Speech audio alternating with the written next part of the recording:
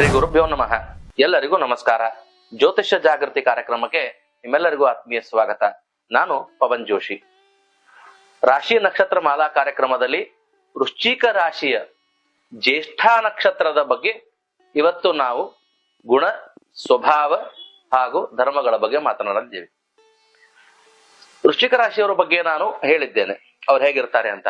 ಅದು ಜಲತತ್ವ ರಾಶಿ, ಸ್ಥಿರ ರಾಶಿ, ಮಂಗಳ ಗ್ರಹ, ಚೇಳಿನ ರಾಶಿ, ಉಗ್ರ, ರಿಸ್ಕ್ ತಗೊಳ್ಳುವಂತ ಅಬಿಲಿಟಿ, ರೆಗ್ರೆಸಿವ್ನೆಸ್, ಕಾನ್ಫಿಡೆಂಟ್, ಛಲ, ಸಾಧನಾತ್ಮಕ ಶಕ್ತಿ ಇವರಲ್ಲಿ ಹೆಚ್ಚಾಗಿರ್ತದ. ವಿಶೇಷವಾಗಿ ಮಂಗಳ ಇರುವಂತದ್ರಿಂದ ಎಷ್ಟೇ ಪೆಟ್ಟು ಬಿದ್ರೂ ಮತ್ತೆ ಮೇಲೆ ಎದ್ದು ಸಾಧಿಸುವಂತ ಶಕ್ತಿ ಇವರಲ್ಲಿ ಇರ್ತದ. ಮತ್ತೆ ಹಠ, ಛಲ, 10 ಮಂದಿ, 20 ಮಂದಿ, 50 ಮಂದಿ ಜೊತೆ ಹೋರಾಟ ಅಂದ್ರೆ ಹೊರಡ್ತಾರೆ. ಎಂತವ್ರ ಜೊತೆ ಹೋರಾಟ ಮಾಡುವಂತ ಧೈರ್ಯ, ಸಾಹಸ, ಪರಾಕ್ರಮ ಬುದ್ಧಿ, ಯೋಧನ ಬುದ್ಧಿ ಇವರಲ್ಲಿ ಇರ್ತದ. ಇಂಥವರಿಗೆ ಜ್ಯೇಷ್ಠ ಅನ್ನುವ ನಕ್ಷತ್ರದಲ್ಲಿ ಜನಿಸಿದರೆ, ಜ್ಯೇಷ್ಠ ಬುಧಗ್ರಹದ ನಕ್ಷತ್ರ, ಇದರ ಅಭಿಮಾನಿ ದೇವತಾ ಇಂದ್ರ. ಜ್ಯೇಷ್ಠ ನಕ್ಷತ್ರಕ್ಕೆ ಬುಧ ಅಧಿಪತಿ ಆದ್ರೆ ಏನಾಗ್ತದೆ? ಮಂಗಳ ದುಡುಕುವ ಸ್ವಭಾವವನ್ನು ಕೊಟ್ರೆ ಬುಧ ಬುದ್ಧಿಕಾರಕ, ಮಂಗಳ ಧೈರ್ಯಕಾರಕನಾಗ್ತಾನ, ಬುಧ ಬುದ್ಧಿಕಾರಕನಾಗ್ತಾನ. ಸೊ ಇವರಲ್ಲಿ ವಿಶೇಷವಾದಂತ ಕ್ಷಮತೆ ಇರ್ತದ, ಬುದ್ಧಿ ಚಾತುರ್ಯ ಜಾಸ್ತಿ ಇರ್ತದ.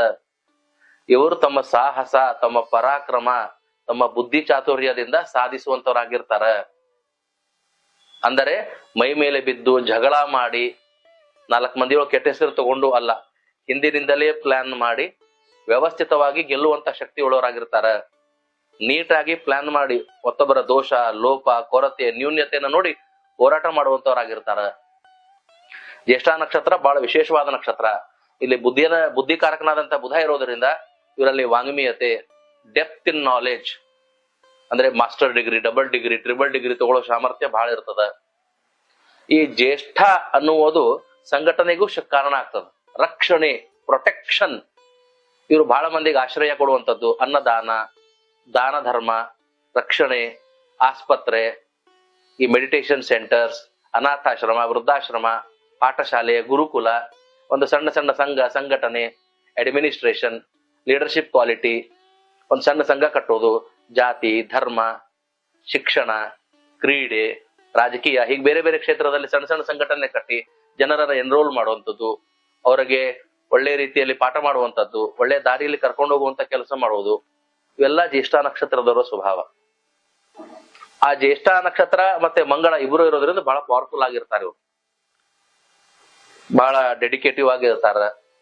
ಈ ಬುಧ ಬುದ್ಧಿ, ವಾಂಗ್ಮೀಯತೆ, ಗಣಿತ ಬರೀ ಅಷ್ಟಿದ್ರೆ ಸಾಲೋದಿಲ್ಲ. ಅದಕ್ಕೊಂಚೂರು ಧೈರ್ಯ ಇದ್ಬಿಟ್ರೆ ಕಾಂಕರಿಂಗ್ ನೇಚರ್ ಇರ್ತದ. ಒಂದು ಬಿಟ್ಟು 10 ಮಂದಿ ನಿಂತಾರಪ್ಪ ಅಂತಂದ್ರೆ ಇವರೇ ಗೆದ್ದು ಬರ್ತಾರ. ಒಂದ್ 10 ಬಿಟ್ಟು 10 ಮಂದಿಯೊಳಗೆ ಆಯ್ಕೆ ಮಾಡೋದ್ರೆ ಇವ್ರನ್ನೇ ಆಯ್ಕೆ ಮಾಡ್ತಾರ. ಆ ಸಾಧನಾತ್ಮಕ ಶಕ್ತಿ, ಆಕರ್ಷಣೆ, ಜನರನ್ನ ಆಕರ್ಷಣೆ ಮಾಡುವ ಶಕ್ತಿ ಈ ನಕ್ಷತ್ರದಲ್ಲಿ ಜಾಸ್ತಿ ಇರ್ತದೆ. ಮತ್ತೆ ಎಲ್ಲರಿಗೂ ರಕ್ಷಣೆ ಕೊಡ್ತಿರ್ತಾರೆ, ಇವರು ಪ್ರೊಟೆಕ್ಷನ್ ಕೊಡ್ತಿರ್ತಾರೆ.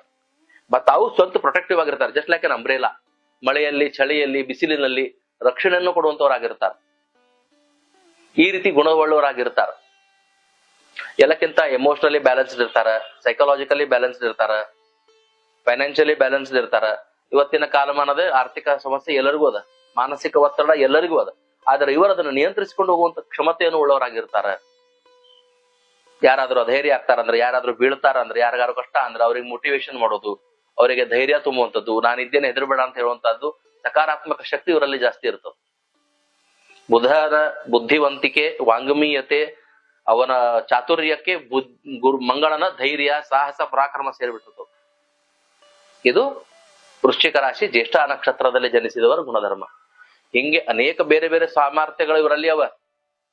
ಬಟ್ ಸಾಮಾನ್ಯವಾಗಿ ಇವರಿಗೂ ಕೂಡ ನರ ದೌರ್ಬಲ್ಯತೆ ಜಾಸ್ತಿ ಇರ್ತದ.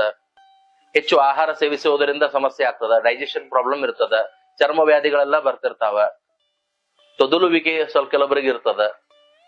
ವೃಶ್ಚಿಕ ರಾಶಿ ಜ್ಯೇಷ್ಠ ಈ ಬುಧನ ನಕ್ಷತ್ರದಲ್ಲಿ ಜನಿಸಿದವರಿಗೆ ಇದಕ್ಕೆ ಇಂದ್ರ ಅಧಿಪತಿ ಇರೋದರಿಂದ ಬಹಳಷ್ಟು ಹೊರಗಡೆ ತಿನ್ನುವಂತ ಅಭಿರುಚಿ, ಚಟ, ಫಾಸ್ಟ್ ಫುಡ್, ಜಂಕ್ ಫುಡ್ಸ್, ಅದರಿಂದ ಅನಾರೋಗ್ಯ ಆಗುವಂತ ಸಾಧ್ಯತೆ, ರುಚಿಕರವಾದಂತಹ ಪದಾರ್ಥಗಳ ಸೇವಿಸುವ ಬಹಳ ಆಸೆ ಇರ್ತದ.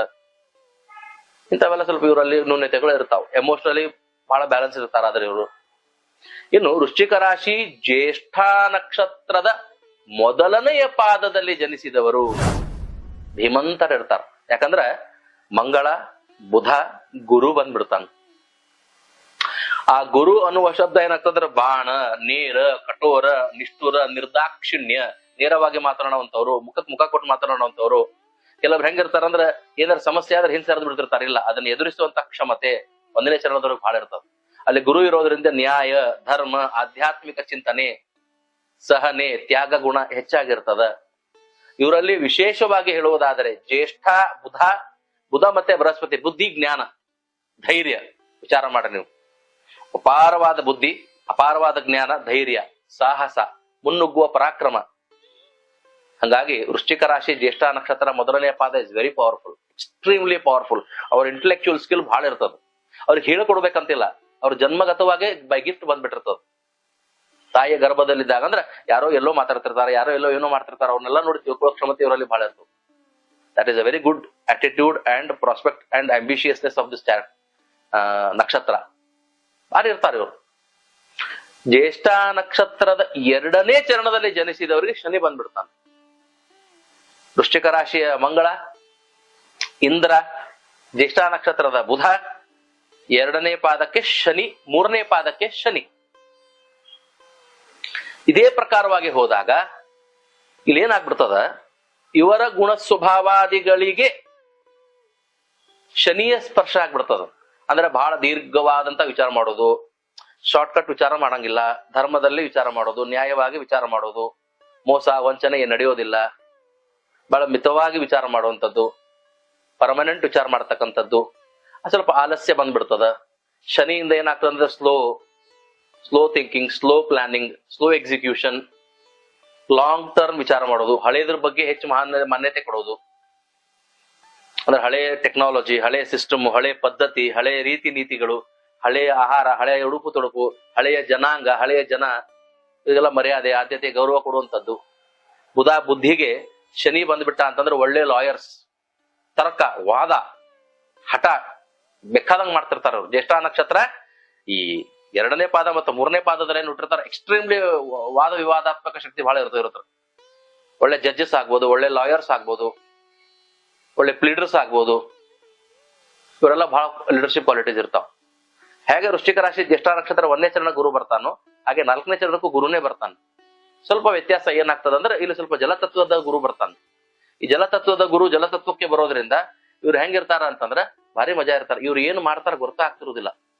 ಇವ್ರು ಏನ್ ಪ್ಲಾನ್ ಮಾಡಿರ್ತಾರ, ಏನ್ ಕೆಲಸ ಮಾಡಿರ್ತಾರ, ಮನಸ್ಸಿನಾಗ ಏನ್ ಇಟ್ಕೊಂಡಾರ ಗೊತ್ತ ಮಾಡ್ಕೊಡುದಿಲ್ಲ. ವೃಶ್ಚಿಕ ರಾಶಿ ಜ್ಯೇಷ್ಠ ನಕ್ಷತ್ರದವ್ರು ಹೆಂಗಿರ್ತಾರ ಅಂದ್ರೆ ಬರೇ ಮಾಡಿ ತೋರಿಸ್ತಾರ, ಮಾತಾಡಂಗಿಲ್ಲ. 4ನೇ ಚರಣದವ್ರು ಅಲ್ಲೂ ಗುರುನೇ ಬರ್ತಾನ, ಆದ್ರೆ ಕಾರ್ಯಕ್ಷಮತೆ ಜಾಸ್ತಿ ಇರ್ತದ, ಹೊಗಳುವಿಕೆ ಕಮ್ಮಿ ಇರ್ತದ. ಮೀನರಾಶಿಯ ಗುರು ಬಂದ್ಬಿಡ್ತಾನಲ್ಲಿ, ಅದು ಜಲತತ್ವದ ರಾಶಿ, ದ್ವಿಸ್ವಭಾವ ರಾಶಿ. ಇವ್ರಿಗೂ ಸ್ವಲ್ಪ ಡಿಸಿಷನ್ ಮೇಕಿಂಗ್ ಪವರ್ ಕಮ್ಮಿ ಇರ್ತದ, ಯಾಕಂದ್ರೆ ಬಹಳಷ್ಟು ಟಾಸ್ಕ್ ಮೈ ಮೇಲೆ ಹಾಕೊಂಡ್ಬಿಟ್ಟಿರ್ತಾರ. ವೃಶ್ಚಿಕ ರಾಶಿಯ ಮಂಗಳ, ಜ್ಯೇಷ್ಠ ನಕ್ಷತ್ರದ ಬುಧ, ನಕ್ಷತ್ರದ ಅಧಿಪತಿ ಇಂದ್ರ, ಮತ್ತೆ ಮೀನರಾಶಿಯ ಗುರು. ಅದೇ ಎಕ್ಸ್ಟ್ರೀಮ್ಲಿ ಟೋಟಲಿ ಹೇಳುವುದಾದ್ರೆ ವೃಶ್ಚಿಕ ರಾಶಿಯಲ್ಲಿ ಜ್ಯೇಷ್ಠ ನಕ್ಷತ್ರದ 4 ಪಾದಗಳು ಭಾರಿ ಪವರ್ಫುಲ್, ಬಟ್ ಬೇರೆ ಬೇರೆ ಕ್ಷೇತ್ರದಲ್ಲಿ.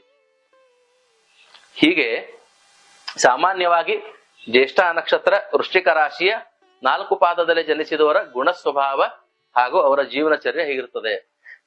ಇವರು ಸಾಮಾನ್ಯವಾಗಿ ಒಳ್ಳೆ ಶೇರ್ ಮಾರ್ಕೆಟು, ಇನ್ವೆಸ್ಟ್ಮೆಂಟ್ಸು, ಅಥವಾ ವೃಶ್ಚಿಕ ಅನ್ನೋದು ಬಂದಿರೋದ್ರಿಂದ ಹಡಗು, ಶಿಪ್ಪಿಂಗು, ಬೋಟಿಂಗು, ಅಥವಾ ಇದರಲ್ಲಿ ವಾಣಿಜ್ಯ, ಇದರಲ್ಲಿ ಹೂಡಿಕೆ, ಇನ್ವೆಸ್ಟ್ಮೆಂಟು, ವಾಟರ್ ರಿಲೇಟೆಡ್ ಬಿಸ್ನೆಸ್ ಮಾಡುವಂತವ್ರು. ವೃಶ್ಚಿಕ ಯಂತ್ರ, ತಂತ್ರ, ಮಂತ್ರ, ಇದರಲ್ಲಿ ಸಾಮರ್ಥ್ಯ ಬಹಳ ವಾಗ್ಮೀಯತೆ ಇರ್ತದ. ಗುಪ್ತ ವಿದ್ಯೆಗಳು ಇವೆಲ್ಲ ಬುಧನಿಂದ ಬರ್ತಂತದ್ದು ಇರ್ತದ. ಇಂದ್ರ ಬರೇ ಪದವಿ, ಅಧಿಕಾರ, ನನಗ ಆ ಪದವಿ, ಈ ಅಧಿಕಾರ, ಬರೇ ಅದೇ ಡ್ರೀಮ್, ಅದೇ ಕನಸು, ಸ್ಥಾನ, ಮಾನ, ಕೀರ್ತಿ, ಪ್ರತಿಷ್ಠೆ, ಇದ್ರ ಬಗ್ಗೆ ಹೆಚ್ಚು ಮಹತ್ವ ಇರ್ತದ. ಆಸೆಗಳು ಬಹಳ ಇರ್ತದ. ಇವೆಲ್ಲವೂ ವೃಶ್ಚಿಕ ರಾಶಿ ಜ್ಯೇಷ್ಠ ನಕ್ಷತ್ರದ ಮೂಲ ಸ್ವಭಾವಗಳು. ಈ ಎಲ್ಲ ವೃಶ್ಚಿಕ ರಾಶಿ ಜ್ಯೇಷ್ಠ ನಕ್ಷತ್ರ ಮೂಲ ಸ್ವಭಾವಗಳನ್ನ ವಿವರಿಸುತ್ತಾ 4 ಪಾದಗಳನ್ನ ಸ್ವಭಾವ ಹಾಗೂ ಗುಣಧರ್ಮಗಳನ್ನು ಹೇಳುತ್ತಾ ಈ ಸಂಚಿಕೆಗೆ ವಿರಾಮವನ್ನು ಕೊಡ್ತಾ ಇದ್ದೇನೆ. ಎಲ್ಲರಿಗೂ ಶುಭವಾಗಲಿ. ನಮಸ್ಕಾರ.